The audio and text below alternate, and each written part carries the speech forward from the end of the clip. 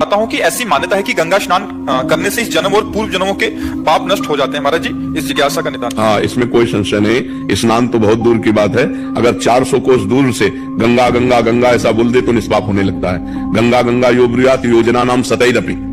100 योजन का मतलब होता है 400 कोस। 400 कोस दूर से अगर गंगा गंगा गंगा उच्चारण करे तो उसके पाप नष्ट होने लगते हैं। तो गंगा पापम शशि तापम दैन्यम कल्पतरुष तथा कल्पतरु गरीबी का नाश करता है। चंद्रमा ग्रीष्मता का नाश करके शीतलता देता है। गंगा पाप का नाश करके पुण्यमय बना देती है। ये तो पक्का बात है कि गंगा स्नान से पाप नष्ट होते हैं, पर पाप की प्रवृत्ति नहीं, इसीलिए लाभ नहीं मिल पाता। समझ पा रहे हो?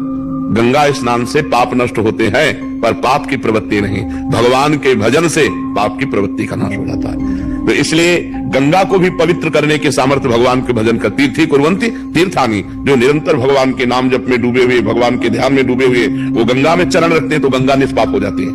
गंगा पाप हरण करने में परम समर्थ है, इसमें कोई संशय नहीं, पर पाप की प्रवृत्ति नहीं। पाप की प्रवृत्ति का नाश होगा अध्यात्म भजन के द्वारा। जब तक चित्त भगवान में नहीं जोड़ोगे तो गंगा नहा के आए और फिर पाप कर लिए तो लाभ क्या मिला? हाथी का स्नान, हाथी जैसे स्नान करके आया और सूंड में रज लिया, ऊपर डाल लिया, तो स्नान का मतलब क्या रहा? गंगा नहा के फिर पाप कर लिए, फिर गंगा नहाए फिर पाप कर लिए। तो वो बस वैसे ही है, स्नान किया और लौट गए धूल में, तो वो बस। तो पाप की प्रवृत्ति का नाश होना चाहिए, और वो नाश होता है भगवान के नाम जप करने से, भगवान की लीला कथा सुनने से, भगवान के भक्तों का संग करने से, भगवान की प्राप्ति की लालसा करने से। और जहां पाप की प्रवृत्ति नष्ट हुई तो आप जहां भी हो गंगा के समान पवित्र हो, गंगा के समान पवित्र करने वाले हो। सात तरति सा लोकान तारयति मम भक्ति युक्तो भुवनम पुनातो।